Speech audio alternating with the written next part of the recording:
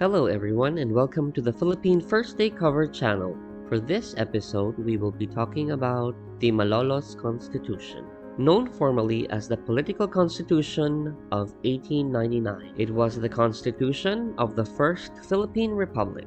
We will know its history, background, and the people behind its making. But first, let us discuss the stamp and the cachet featured in this episode. The stamp featured for this episode shows the seal of the province of Bulacan. There are two denominations for this stamp. It is listed in the Scott catalog as numbers 652 for the 6-cent stamp, which is colored light yellow-green, and 653 for the 20-cent denomination stamp, colored rose-red.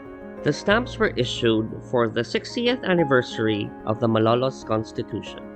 The first day covers for this episode had been used for episode 10 entitled The Province of Bulacan. If you are interested in the details of the stamp and the cachets, I have posted a link above for you to click on. The first day covers for this episode features the hand stamp cachet stating honoring the province of Bulacan. The cachet for this first day cover also shows the seal of the province of Bulacan, similar to that of the stamp. And the second cachet for the first day cover for this episode shows the Barasuwain Church on the right-hand corner and an industrial facility in the middle with native huts and then farmers at the bottom. It also states honoring the province of Bulacan. The first day covers are postmarked January 21, 1959 and is issued in Manila, Philippines. The cachet for this first day cover features the facade of the Barasuwain Church, which is located in Malolos, Bulacan, and was built in 1888. The church had earned the title Cradle of Democracy in the East and the most important religious building in the Philippines, because it was the site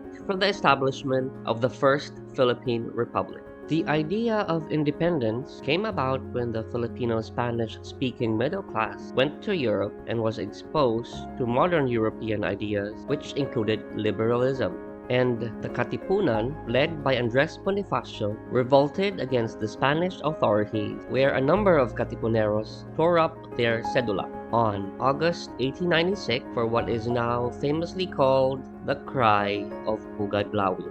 This defiant act culminated the beginning of the Philippine Revolution in 1896. The revolutionary forces then formed a functioning government called the Republic of Biak na Bato, which was a revolutionary republican government led by Emilio Aguinaldo during the Philippine Revolution. On March 22, 1897, the Tijeras Convention took place between the Katipunan factions of the Magdiwang and the Magdalo. The result created a new revolutionary government that took charge of the Philippine Revolution, replacing the Katipunan. At this assembly, the Constitution of Biak na Bato was drafted and ratified. A truce was signed between the Philippine Revolutionary Army and the Spanish colonial government after several battles between the two factions occurred. The Pact of Biak na Bato was signed on December 14, 1897, in which Aguinaldo and his fellow revolutionaries were given amnesty and monetary indemnity in exchange for exile in Hong Kong. On April 25, 1898, the Spanish-American War began.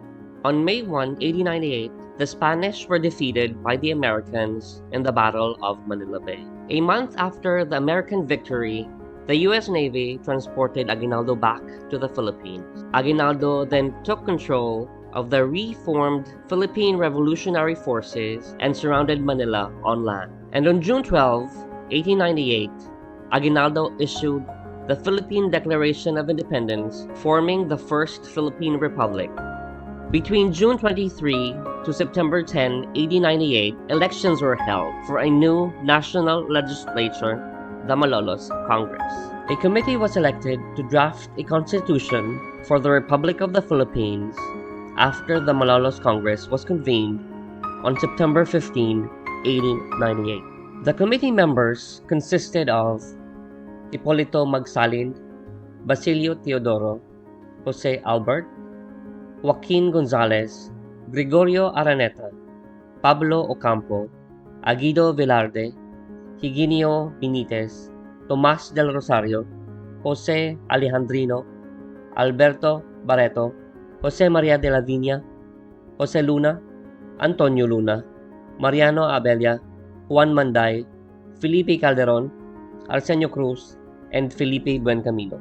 The document consisted of 101 articles, divided into 14 titles, with transitory provisions in 8 further articles and 1 unnumbered additional article. The political constitution of 1898 was originally written in Spanish because it was the official language of the Philippines at that time. The document style is patterned after the Spanish Constitution of 1812.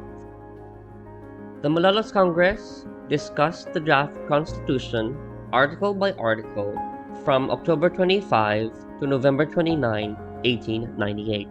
The Congress was in general agreement except with regard to religion. Thus, an amendment adding an article guaranteeing religious freedom was approved by one vote on November 28. Mabini remained in opposition to the draft constitution. His argument was that the government would not work well in times of war. On January 21, 1899, Aguinaldo sent a message to the Congress recommending changes to the draft. The Congress added a provision giving Aguinaldo the power to rule by decree during the time the country may struggle for its independence.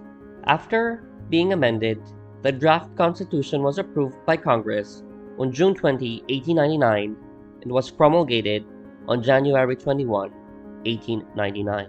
The First Philippine Republic never gained international recognition, and the Malolos Constitution was never fully implemented across the Philippines. The original copy of the Malolos Constitution is kept in the historical archives of the Batasang Pambansa Complex, which is the current seat for the House of Representatives of the Philippines, and the original copy is not available for public viewing. Although the First Philippine Republic was not internationally recognized, Filipinos know that their freedom and independence began when General Emilio Aguinaldo unfurled that flag and declared the Philippines to be an independent nation. We have the delegates of the Malolos Congress and the promulgation of the Malolos Constitution to thank for. Until next time, I'll see you on the next episode.